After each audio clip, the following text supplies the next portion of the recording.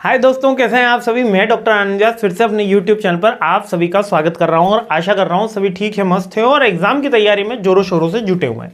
तो first semester के videos लेकर आ गया हूं। फर्स्ट सेमेस्टर के मोस्ट इंपॉर्टेंट क्वेश्चन 2024 के अकॉर्डिंग मोस्ट इंपॉर्टेंट क्वेश्चन में लेकर आ गया हूं और काफ़ी समय से इनकी डिमांड चल रही थी। जैसे कि आप सभी को पता है, मेरी मदर का स्वर्गवास हो गया, जिस कारण से हमारे 2-2.5 महीने से वीडियोज़ नहीं आए और इस कारण से अभी थोड़ा सा हम डिले हो गए हैं। इस कारण पर कोशिश ये रहेगी कि एग्जाम से पहले आपको सारे के सारे अंतिम प्रहार के इंपॉर्टेंट क्वेश्चन मिल जाएं, क्योंकि थर्ड सेमेस्टर के भी पैरेलल एग्जाम चल रहे हैं और हमारे वीडियोस उनके लिए भी बन रहे हैं। तो फर्स्ट सेमेस्टर के लिए सबसे जो पहला सब्जेक्ट है वो management concept and organisation behaviour है। पूरा थ्योरी सब्जेक्ट है और कुछ अब इस सब्जेक्ट की बात कर लेते हैं, है ना। देखो, इसके डिटेल वीडियोस ऑलरेडी चैनल पे अवेलेबल है, सिलेबस नहीं बदला है, आप वो रेफर कर सकते हो। लिंक मैं डिस्क्रिप्शन बॉक्स के अंदर दे दूंगा।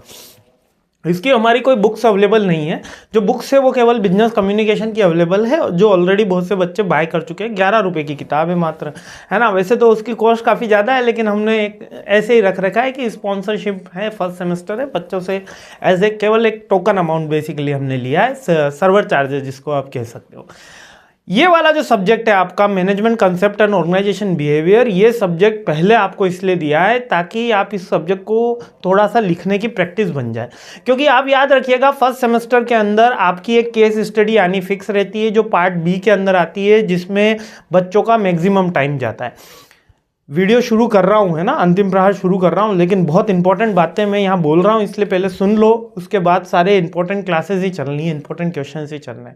आपके लिए ज़्यादा ज़रूरी है, क्योंकि मेरा इंटरेक्शन आपसे इस साल के अंदर पहली बार हो रहा है। आप मेरे को पहले से सुनते हुए आ रहे होंगे, लेकिन यहाँ पर कुछ बातें जो 2024 के अकॉर्डिंग जाननी बहुत ज़्यादा ज़रूरी है, वो ये है कि ये सब्जेक्ट स्टार्टिंग में AKTU ने इसलिए दिया है ताकि आपको थ्योरी की प्रैक्टिस हो जाए, हाथ चलने लग जाए। पार्ट बी के अंदर केस स्टडी आने वाली है, पेपर छूटने की ज़्यादा से ज़्यादा संभावना रहने वाली है। मैंने देखा है इस पेपर के अंदर 50% बच्चे से ज़्यादा आके बोलते हैं सर पेपर आता था लेकिन कर नहीं पाए, पेपर आता था लेकिन कर नहीं पाए, क्योंकि पार्ट बी भी लेंदी आएगी और पार्ट सी भी लेंदी आएगा। तो इससे अब आपको आइडिया होगा कि हमारा अंतिम प्रहार भी लेंदी होने वाला है, यानी कि हम इसके अंदर भर भर के थ्योरी में एक्सप्लेन करने वाला हूँ। डिटेल वीडियोज़ अच्छे से देखिएगा, उसके बाद अंतिम प्रहार पर आइएगा तो अच्छे से आप पेपर अटेम्प्ट कर पाएंगे। टाइम मैनेजमेंट इस पेपर के अंदर सबसे ज़्यादा क्रूशियल रहने वाला है, क्योंकि ऑलमोस्ट मुझे लगता है कि 90% क्वेश्चंस ऐसे होंगे जो आपको आते होंगे। 90%। अगर आप थोड़ी सी मेरे 5-7 जो इसके वीडियोस हैं, अंतिम प्रहार है, ये सब देख के जाओगे तो लगभग आपको वहाँ पर काफ़ी ज़्यादा अच्छे से क्वेश्चन आप अटेम्प्ट कर पाओगे। ऐसा हमेशा होता आया है कि अंतिम प्रहार से क्वेश्चंस आते रहे हैं, लेकिन फिर भी मैं डिटेल वीडियो पे ऊपर ज़्यादा जोर देता हूँ, है ना। तो डिटेल पहले देखना, अंतिम प्रहार के भरोसे मत रहना। लेकिन ये काफ़ी अच्छे से हिट हुए हैं, ऐसी हमारी पूरी टीम काफ़ी अच्छे से एफर्ट करती है, उन सबको धन्यवाद। अगर नहीं हिट होते तो सारी गलती मेरी है, और होते हैं तो सारी टीम की वाहवाही है। तो सीधी सी बात है, मैनेजमेंट कंसेप्ट का पेपर जो है वो थ्योरेटिकल बेस्ड है, लेंदी पेपर है, हाईएस्ट लेंदी पेपर अगर कोई कहता है तो यही है आपका फर्स्ट सेमेस्टर में।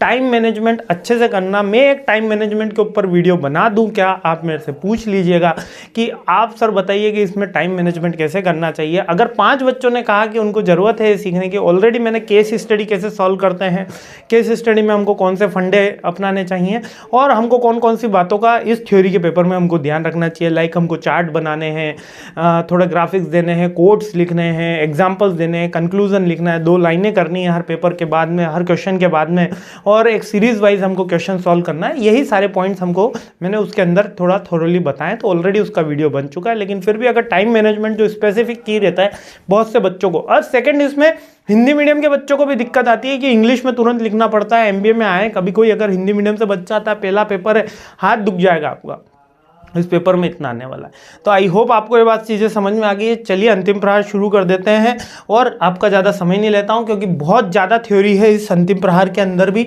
सबसे पहला जो मोस्ट इंपॉर्टेंट क्वेश्चन आता है, अच्छा ये सीरीज़ का ऐसा मतलब नहीं है कि पहला सबसे ज़्यादा इंपॉर्टेंट और 14 सबसे कम इंपॉर्टेंट, 14 के 14 इक्वली इंपॉर्टेंट है ना।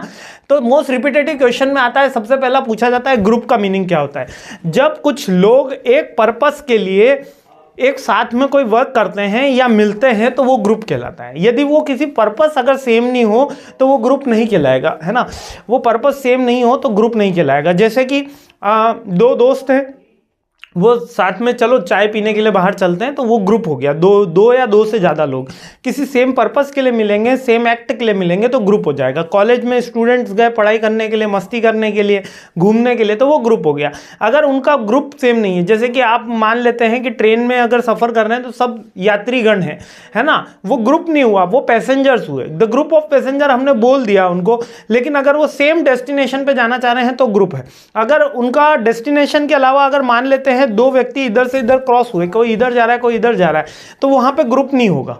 वो एक जगह रुक भी गए तो भी वो ग्रुप नहीं कहलाएगा। ग्रुप वही होगा जो सेम पर्पस, सेम एक्ट के लिए साथ में मिलते हैं या कोई एक्शन करते हैं, या वो कम टुगेदर फॉर अ, यहाँ अब अगर बुकिश डेफिनेशन जाए तो group of bunch of people वो come together for a common reason, किसी कॉमन रीजन के लिए।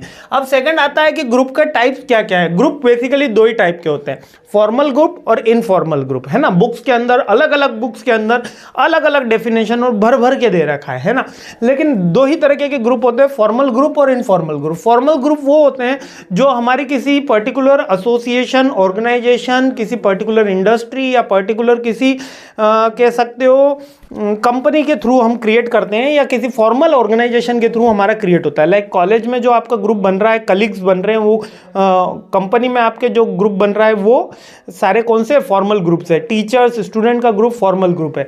लेकिन इनफॉर्मल ग्रुप क्या होता है, ये हमारी टेस्ट, चॉइस, प्रेफरेंस के अकॉर्डिंग हम हमारे ग्रुप बनाते हैं, वो हमारे इनफॉर्मल ग्रुप्स होते हैं। लाइक हमारी फ्रेंड्स, फैमिली, सोसाइटी, ये हमारे इनफॉर्मल ग्रुप होते हैं।